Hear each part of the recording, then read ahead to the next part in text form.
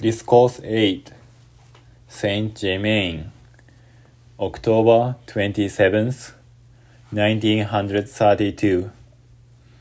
Invocation.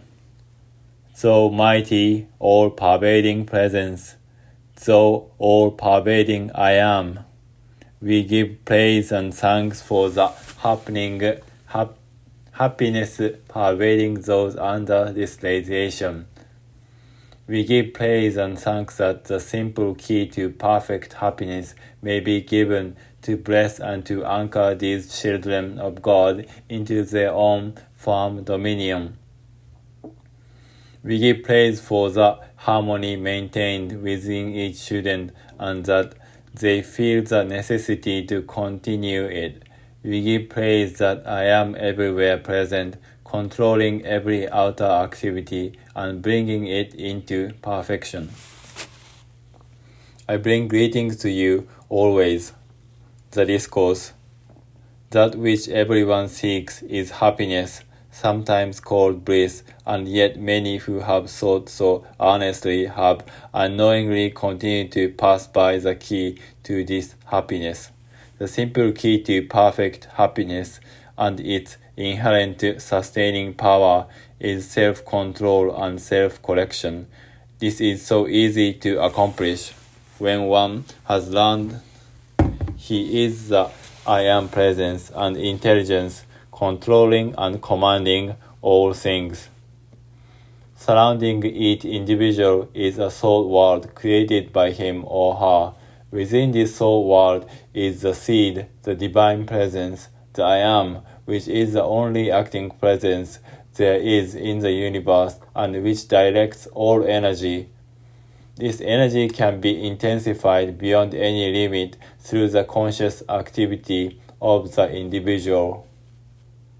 The divine presence within is likened upon the pit or seed of a peach, the soul world around it onto the pulp of the peach. The pulp represents not only the soul world created by the individual, but also the universal electronic substance ever present, waiting to be acted upon by the conscious determination of the individual to be precipitated into his visible use as the form of whatever he may desire. The sure pathway to the understanding and use of the conscious power comes through self-control. What do I mean by self-control? First, the recognition of the I am intelligence as the only acting presence. Second, the knowing this, we know there is no limit to the power of its use. Third, that individuals having been given free will and choice do create in the world about them whatsoever their thought through their attention is held firmly upon.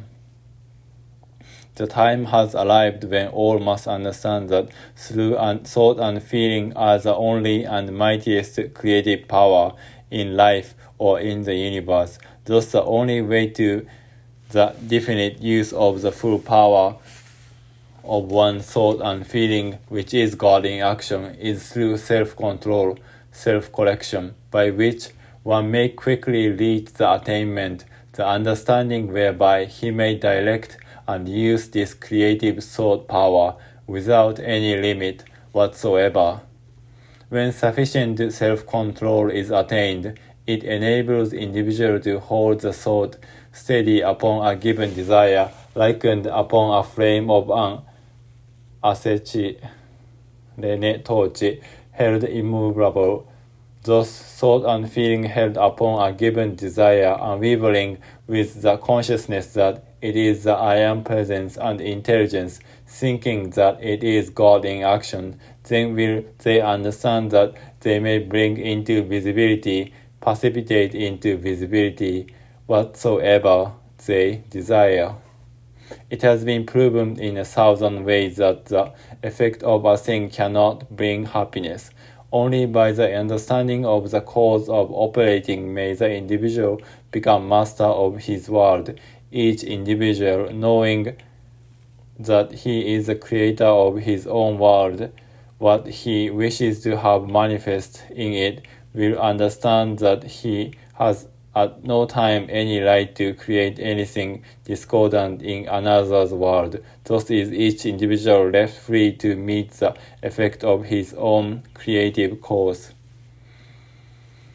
I rejoice exceedingly to see the success with which each student under this radiation is coming into the mastery and control of the outer self. Here I must say to them, beloved student, could you but understand and see the magnificent splendor of achievement before you through asserting self-control over the outer activity, you would bend every effort, every moment to attaining control and mastery over all outer expression. Thus will you be enabled to maintain the needed harmony through which the inner mighty power of the I Am presence is liberated into your conscious and visible use. Let us disabuse the mind of these beloved students of the sense of time, distance, and space. The key which opens the entrance to all higher spheres above you lies in the simplicity and firmness of this self-control. All students should dwell earnestly upon the great truth that where your consciousness is, there you are, for I am everywhere. Long dwelling in consciousness that there was space, great distance, or that there is time, is all but the outer creation of man.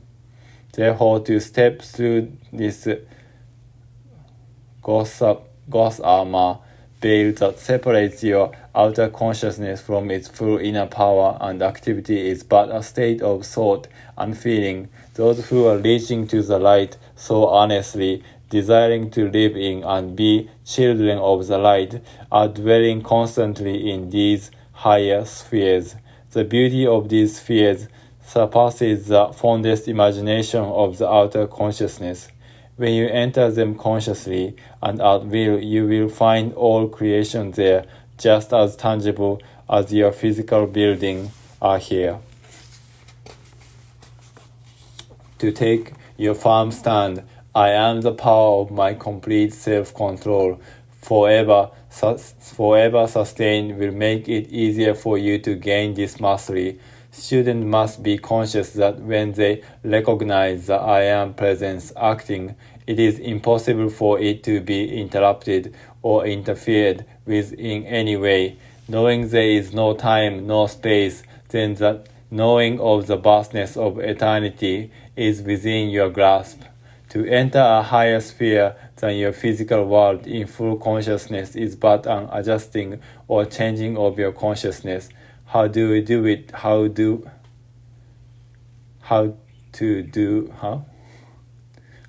we do this? Answer: by knowing we are consciously there. Affirm often: through the power of the electronic circle which I have created, I am no longer touched by any doubt or fears. I joyously grasp the scepter which I am and step boldly forth into any of these higher spheres I wish, retaining perfectly clear, conscious memory of my activity there. In this way, one may quickly find himself enjoying limitless freedom and the perfect happiness of being active in any sphere he chooses. To be aware of what is 1,000 years in advance is as easily and readily attained, in fact more so as going to your library in search of a book. The great delusion the outer consciousness of mankind has built up, creating time and space in its belief, has been the great stumbling block to humanity's freedom. Those who have reached the great disillusionment that wealth or the outer effect of things cannot bring happiness will understand with great blessing that within their own creative thought, power, and feeling are held perfect happiness, perfect freedom, and perfect dominion. When the student once understands that whatsoever he connects himself with through his attention, he becomes a part of, to the degree of the intensity with which his attention is fixed, he will see the importance of keeping his attention off the seeming destructive angles of human experience, no matter what they are. To discuss the seeming inability, shortcoming, or faults of your friends and associates, but build that element upon which your discussion rests within your own consciousness, and also adds to the appearance which seems to be in the other individual, because there are black magicians in the world, certain of God's children who are misdirecting and contaminating the pure electronic energy of the I Am Presence, is no reason why we should let our attention rest upon the fact just because we are aware of it. Our business is to hold the attention free to rest within our own self-control, compelling it by the conscious action to rest on whatever soul we choose. Few understand that when their attention is called to some destructive thing, how much and how often they allow their attention to go back to it, or if another has displeased them in some way, how much and how often the attention returns to that incident. When they have the full power to control their attention and make it obey their command, few even among honest students yet understand what a mighty power their faculty of attention becomes under their controlled use. I wish so much to impress upon the student how foolish it is to be affected, displeased, or disturbed by the imaginary activity of the ignorance of the outer self, when they once know I am the only all-powerful acting presence in my mind, my body, and my world. They cannot possibly be affected or disturbed by any of their association in the outer world. They must know then that they are entirely immune from hurt or disturbance of the outer mind, of the outer individual, no matter what they try to do. With this understanding, or by giving willing attention to this great truth, they will soon find the peace, happiness, and self-control operating about them to such an extent that no outer condition disgruntled comment or disturbance of their associate could in any wise disturb them, their world or their affairs. As soon as the individual becomes aware that he really has control of his own creative thought, power, and feeling, then he knows positively that he can precipitate into his visible use or bring into his use from the outer, where it is already created, anything whatsoever upon which he holds his creative thought and feeling firmly. The moment that he is truly aware of this, he will know he is forever free from the need of the wealth of the outer world, or anything that the outer world can give. Thus has he entered into the mastery and dominion of his own world, the only world that is ever existent to him, and which is his God-given birthright.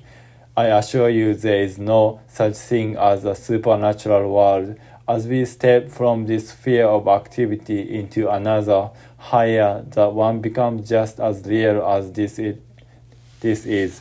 It is simply a different state of consciousness we have entered into, to the joy, glorification, and blessing of the mothers, sisters, wives, and daughters. I will say that within 100 years, there will be hundreds who will be able to use the cosmic rays to cleanse their homes and keep them so, to weave their seamless garment when they will have no desire to follow their freakish styles created by some commercialized ideas. I find so many of the students wondering how it is that ascended beings or masters with all their creative power often choose to live in humble quarters. I assure you the explanation is very easy. The far great part of their life and activity is spent in the higher spheres, in which they are directing mighty rays of light to the blessing of humanity from homes and temples of light and wisdom. So beautiful, so transcendent, as almost to stagger the imagination of the outer consciousness. Those homes and temples are eternal, ever becoming more and more beautiful, so they only spend a few hours in the visible world, which causes them to lower the density of their transcendent forms, that they may become visible to those yet occupying the physical body. If the student will understand this, it will save them much questioning and confusion in the outer expression, which time they can use in the activity of the mighty I Am Presence.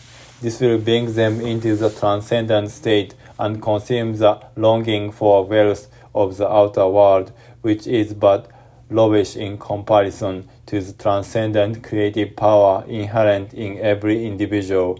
They can bring this transcendent power into their use through their own self-control and mastery. I say to you, beloved student, children of the one God, it is not worth your sincerest effort when you know you cannot fail. Take your scepter of the mighty creative power and be forever free from all past binding limitations which have beset mankind through the ages.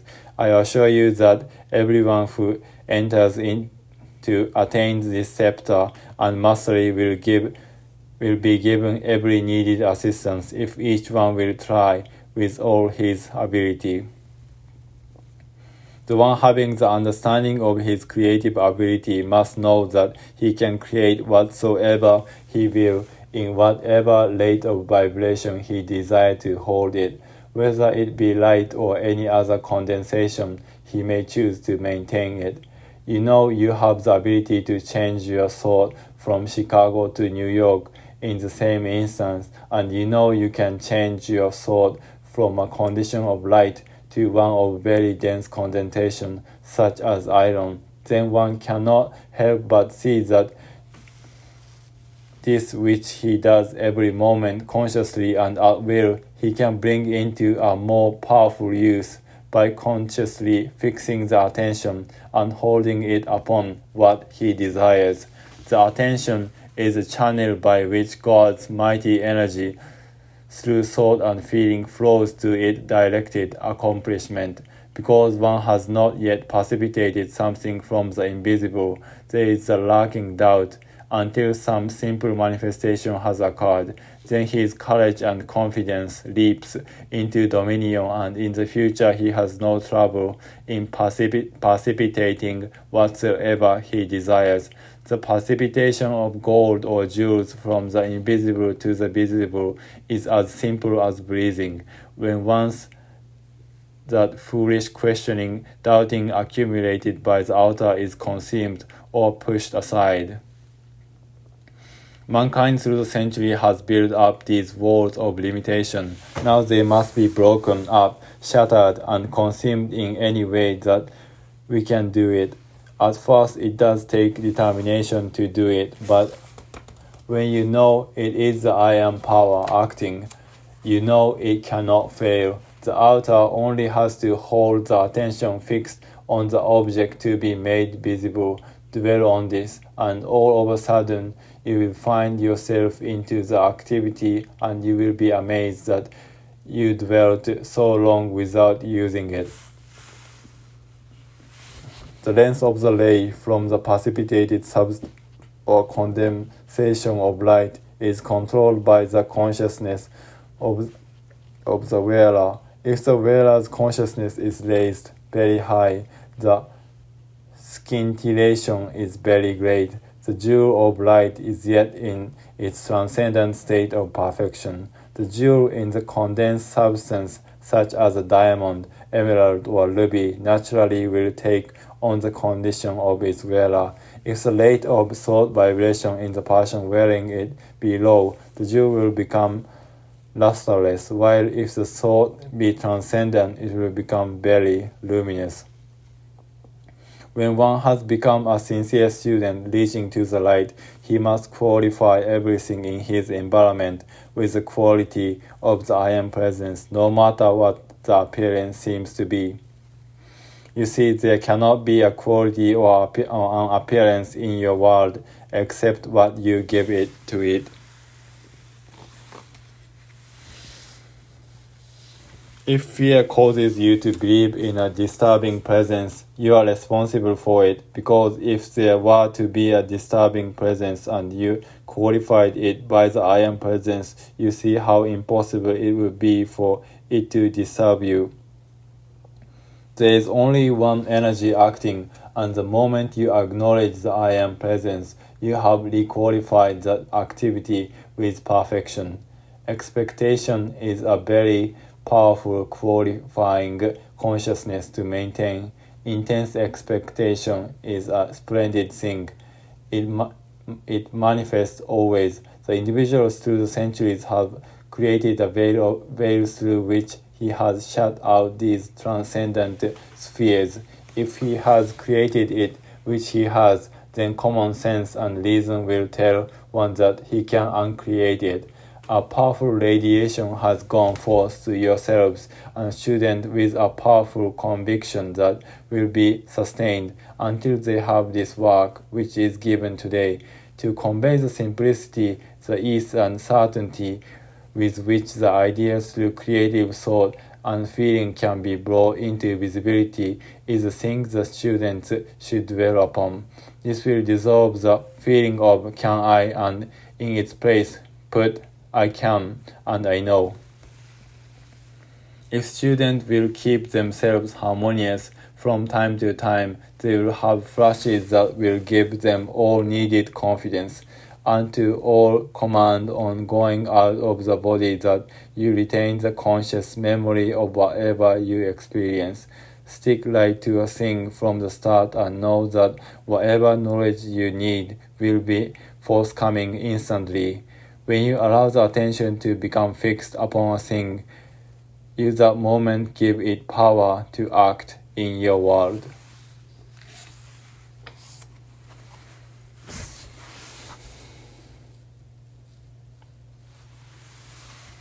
Benediction. The great happiness, the mighty presence and power which I am, I qualify thee to go forth in the hearts of mankind, anchoring there and filling their minds, bodies, and homes, filling them with thy great happiness. Open the door of their consciousness so that the mighty power which I am can come forth in full perfection. O mighty presence, hold the children of light, the individualities of God, hold them close in thy embrace, letting thy quality flow forth in their command, filling them with thy great peace. O mighty presence of justice, enter in and reign in all official places. Let the destructive intent of mankind be revealed, that it may be cast out and be consumed. Let the fullness and power of thy radiant light enfold all, and thy glorious transcendent light fill all places.